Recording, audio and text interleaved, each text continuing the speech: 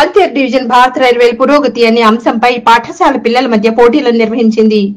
భారత రైల్వే ప్రగతి అనే అంశంపై పాఠశాల విద్యార్థుల మధ్య వివిధ పోటీలను నిర్వహించడానికి చొరవ తీసుకుంది.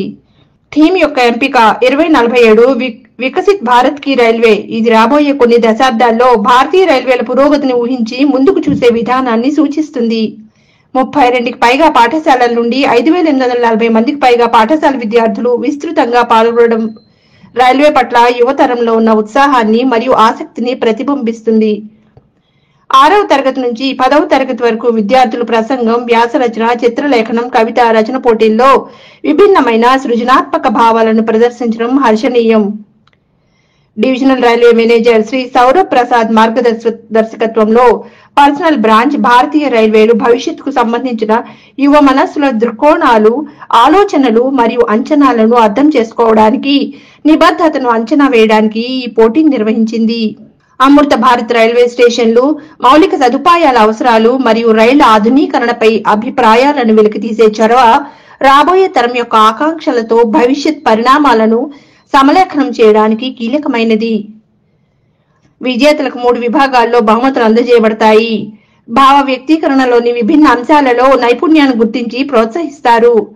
పాల్గొనే అన్ని పాఠశాలల నుండి 354 మంది విద్యార్థులు అత్యుత్తమ సహకారాలను గుర్తించి రివార్డు చేయడానికి ఎంపికయ్యారు. నేను ఎస్ఏ రైటింగ్లో డిబేట్లో పార్టిసిపేట్ చేశాను. నాకు ఫస్ట్ ర్యాంక్ వచ్చింది. నేను అలా పార్టిసిపేట్ చేసినందుకు, నాకు ఫస్ట్ ర్యాంక్ వచ్చినందుకు నేను చాలా హ్యాపీగా ఫీల్ అవుతున్నాను. అలానే నాకు ఎంకరేజ్ చేసిన టీచర్స్కి, నెక్స్ట్ మిగతా వాళ్ళందరికీ కూడా ధన్యవాదాలు. అలాగే ఇప్పుడు నేను రాసిన టాపిక్ ఏంటంటే డెవలప్డ్ ఇండియా, డెవలప్డ్ రైల్వేస్. అంటే ఇప్పుడున్న ట్రైన్స్లో నెక్స్ట్ 2047కి ట్రైన్స్ అనేవి స్పీడప్ అవుతే బాగుంటాయి. నెక్స్ట్ పీపుల్స్ ఎవరైతే ట్రావెల్ చేస్తున్నారో వాళ్ళకి వెళ్ళడానికి కొంచెం ఈజీగా రూట్స్ ఏమైనా ఉంటే బాగుంటాయి.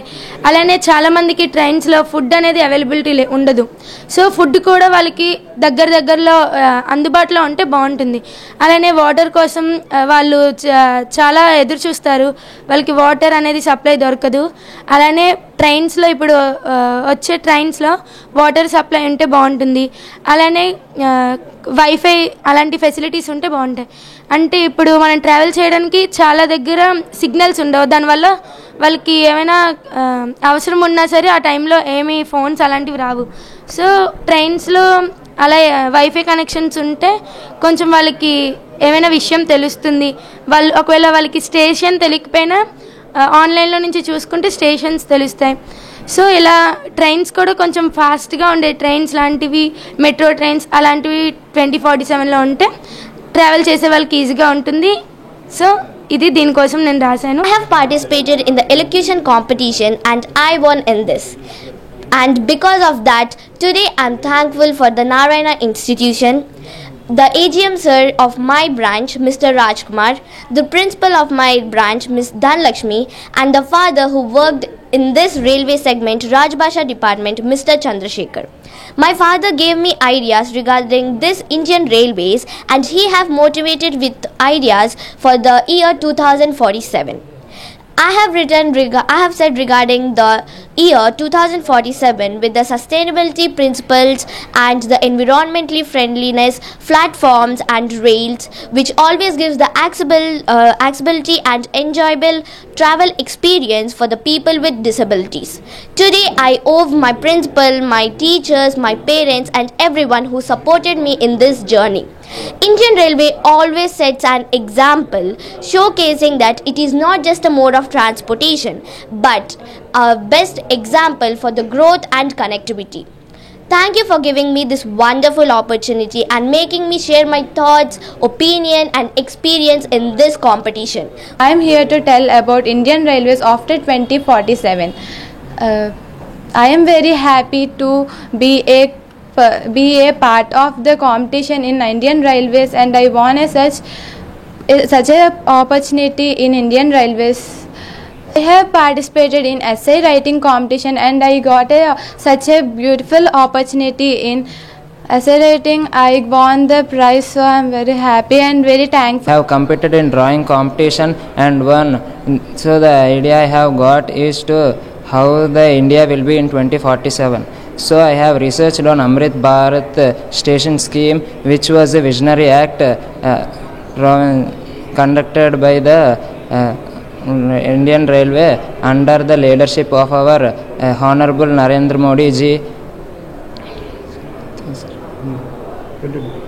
So this is a scheme which promises to give the basic facilities which are provided to the passengers, and how the future will be in 2047. I have drawn a picture which is an imaginary drawing, and I have won. So thanks for supporting me. Drawing కాంపిటీషన్లో participate చేశాను. మాకు drawing కాంపిటీషన్లోనే sir నాకు explain చేశారు రాబోయే కాలంలో ఇలాగ ఉంటుంది అని. నేను అది ఊహించుకొని ఇలా గీసాను డ్రాయింగ్. మనకి రాబోయే కాలంలో ఫెసిలిటీస్ నీట్గా ఉండాలని కోరుకుంటున్నాను. ఫుడ్ అట్టి సప్లై చేసే వాళ్ళు ఉండాలి, టాయిలెట్స్ అట్టి నీట్గా ఉండాలి,